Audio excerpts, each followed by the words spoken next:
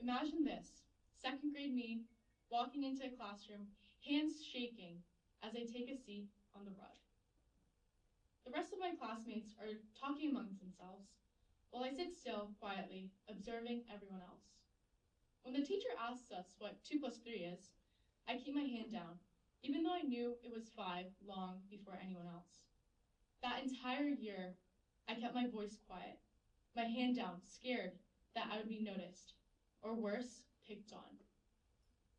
This fear that I lived with, people would associate with shyness, with introvertedness. People would say, yeah, Alyssa, she's a little quiet, or yeah, Alyssa, she doesn't speak up much during class. Now, imagine 9th grade me, preparing to give a speech in front of 500 people. Imagine me giving presentations in front of professors, teachers, and college students. I'm the same person, except that I've changed. And it's not that I magically erased that introvertedness that I once had. Rather, I've challenged myself through the experiences, the new events and situations out of my comfort zone. Stepping onto that stage almost gave me a heart attack. Giving that presentation made me feel nauseous, and every time I felt my clammy hands, beads of sweat, my heart jumping out of my chest. But that was what made me more skilled with handling my nerves. Being on stage for more times than I could count had given me the confidence that I hadn't had before, proving those who assumed my character defined my capability wrong. Now people might see me and think I'm an extrovert. People might say, yeah, Alyssa, she talks a lot during class, or yeah, Alyssa, she raises her hand too much. Society defines introverted people as people who focus on internal thoughts and feelings rather than on social interaction, often characterized as being quiet or withdrawn. Conversely, extroverts are focused on social interaction rather than on internal thoughts and feelings, often characterized as being outgoing and socially confident. Now, these are 2 definitions of characteristics that may not always be true. As seen in my example, where I'm sort of a mix of both, but not strictly one or the other. However, society likes to make us believe that every person must be defined as one, extrovert or introvert. They expect us to mold ourselves into these definitions to fit into them just because we show one particular quality that coincides with that definition. This can cause people to box up and even limit their character just because they associate with that definition. In a world where your voice is your power, extroversion tends to dominate over other individuals who don't have that voice. According to the article Medium, a lot of introverts tend to hide their true qualities to fit into society better, but this in turn exasperates the dominance of extroverted traits in society. As a result, introverted people tend to feel limited to their qualities or even feel pressured to act more extroverted in order to fit into society standards. A leader, a collaborator, who's charismatic and likable. Often people with these traits become successful leaders and have a stronger advantage over other employees as a result of their assertiveness and magnetism towards others. Studies show extroverts are 25% more likely to land top jobs. However, according to a Wharton study, introverted leaders outperform extroverted ones when managing proactive employees. So it's not that society favors extrovertedness, even though it seems to be. Rather, we favor certain behaviors that tend to be associated with extroverted qualities. So instead of thinking extroverts are more successful, let us begin to think leaders, creators, and collaborators are more successful. Although I used to believe that I was just a shy girl incapable of public speaking or even holding a conversation, I've now stopped defining myself as one quality. I have stopped thinking, well, I'm going to hate this event because I'm shy, or I'm going to fail at this presentation because I'm quiet. I have stopped overanalyzing aspects of my personality. When you stop thinking about what defines you, and rather what works for you, new doors start to open.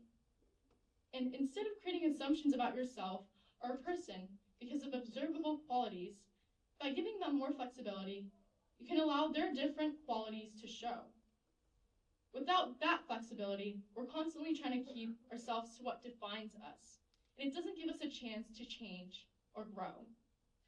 A baby, for example, is not expected to live by a rule book, a definition for who they are. That's what's so exciting for them, because society hasn't written out who they are yet. So why do we do it to ourselves? Why can't we leave our definitions unwritten, undefined, so that we also have the freedom to be whoever we want to be? From the moment you're born, you're met with a fresh, clean slate.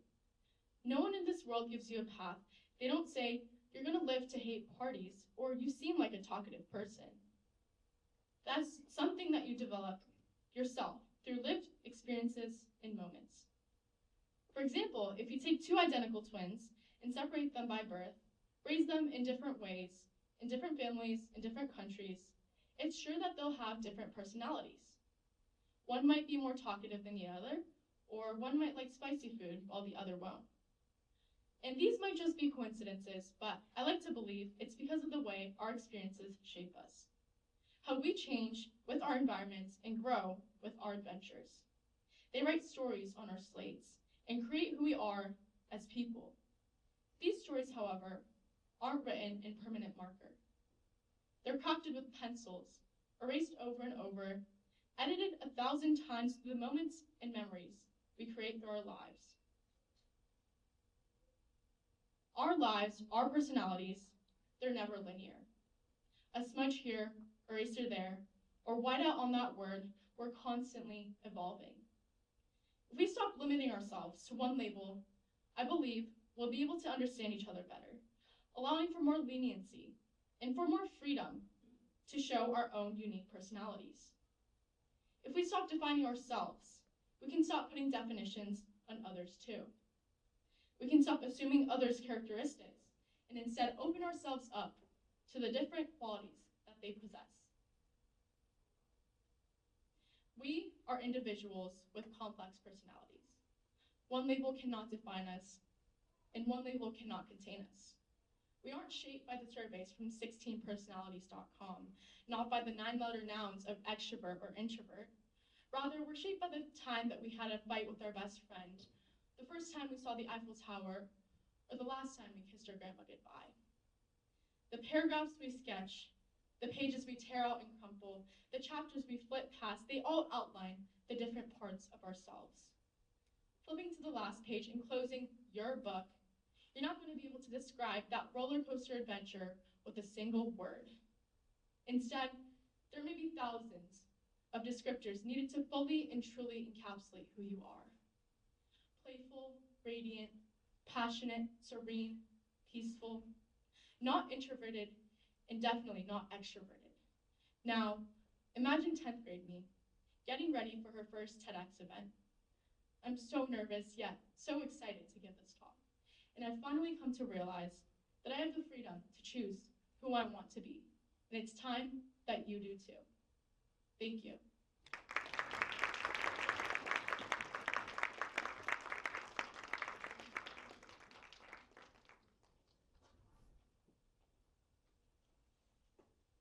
Our next speaker is Anisha Aryan, a junior at Newton North High School and a leader deeply involved in building community through storytelling. She is a co-founder and co-president of TEDxNewton North High School, where she helps create spaces for ideas around self-expression and belonging. Beyond the stage, Anisha is involved in psychology, neuroscience, and community service, but today she's here to share a moving personal story rooted in community and belonging.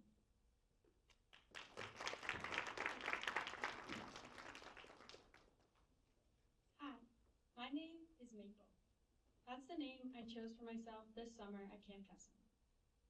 Camp Kesem is a national student-run nonprofit that supports kids and teens whose parents have cancer. It offers free summer camps and year-round programming, a space where kids can just be kids, without having to explain themselves or carry their family's illnesses alone. At Kesem, they talk about something called Camp Self, Best Self. The truest version of who you are when you're not performing, protecting, or pretending. When I first heard that phrase, I didn't think much of it. I didn't know yet that it would quietly become my truth. When I was 8 years old, my mom was diagnosed with stage 4 breast cancer, and she's still living with it today.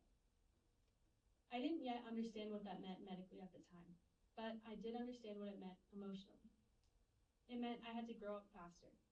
It meant that certainty was a luxury that I didn't have anymore. I learned to read tone before words were spoken, to notice silence, to manage situations before they fell apart. I learned to value time while constantly watching it pass by. And for a long time, this was my normal, and one that I didn't talk about because it was terrifying to say aloud. I balanced school, activities, and expectations while carrying something invisible, known for what I did, but not for what I carried. I didn't know how to just be a kid, not yet. I was always anticipating, managing, worrying, bracing myself for what might happen next. So when I arrived at Kesem this summer, I was hopeful, but I was also preparing myself for heaviness. Instead, it felt normal, and everyone was strikingly kind. There were dance parties, water games, s'mores, camp games, inside jokes that didn't quite make sense yet. People forgetting camp names and laughing about it. Nobody asked about my mom. No one even said the word cancer. At the end of each day, we did have cabin chats, but even those didn't feel too heavy, at least not yet. As the week went on, though, deeper conversations surfaced, but nothing ever felt forced. And for the first time, I found myself not holding back, not analyzing, but just allowing myself to present, to be present, sharing things that had happened to me and my thoughts around them. And without realizing it, I was happier than I've ever been. Halfway through the week, we had our first empowerment. People shared their stories not because they had to, but because they wanted to.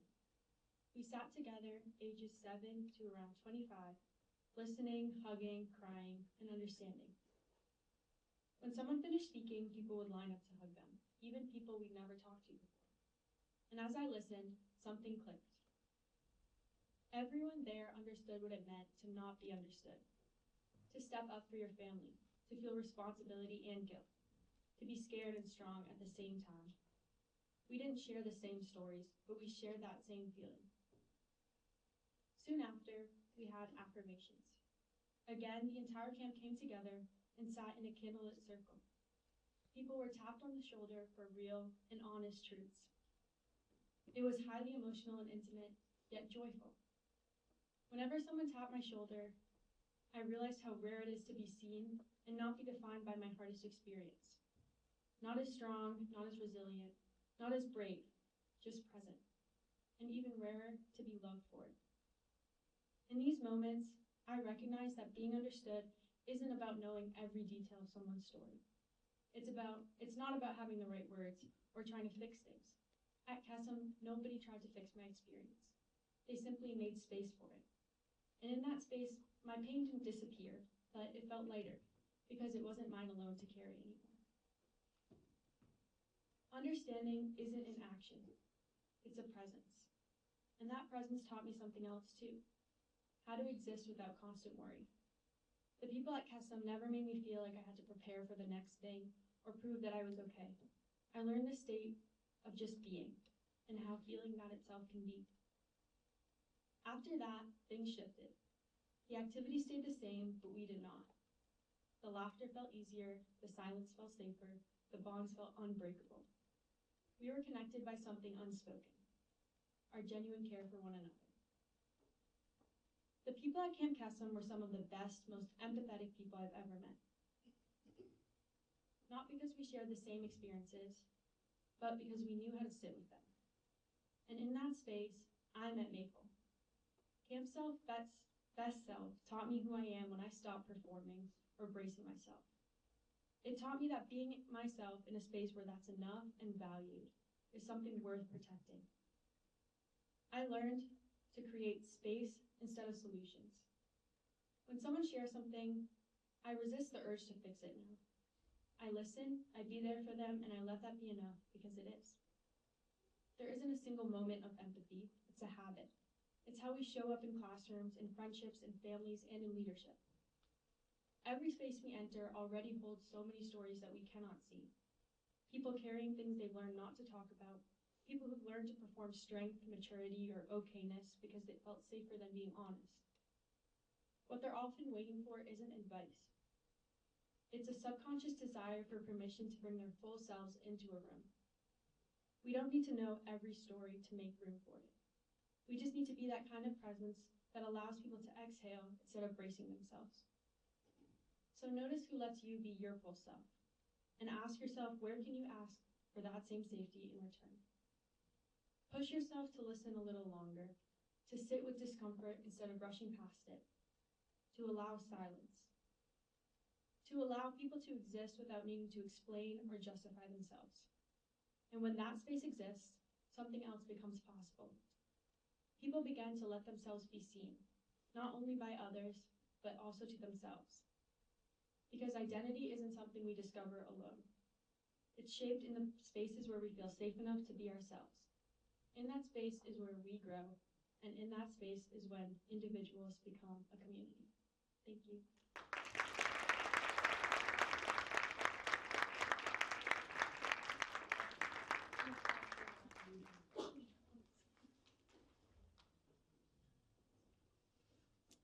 Our next speaker, Divya Iyer, is an alumna of Northeastern University who graduated with a Bachelor of Science. She is currently working as an associate at Berkeley Research Group. Today, she will be speaking about the importance of exploring self-identity through small actions rather than grand ones. Please join me in welcoming Divya.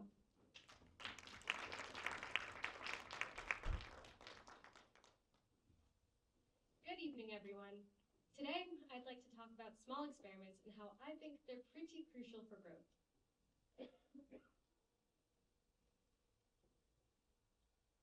When I was in high school, I almost always had a pit in my stomach.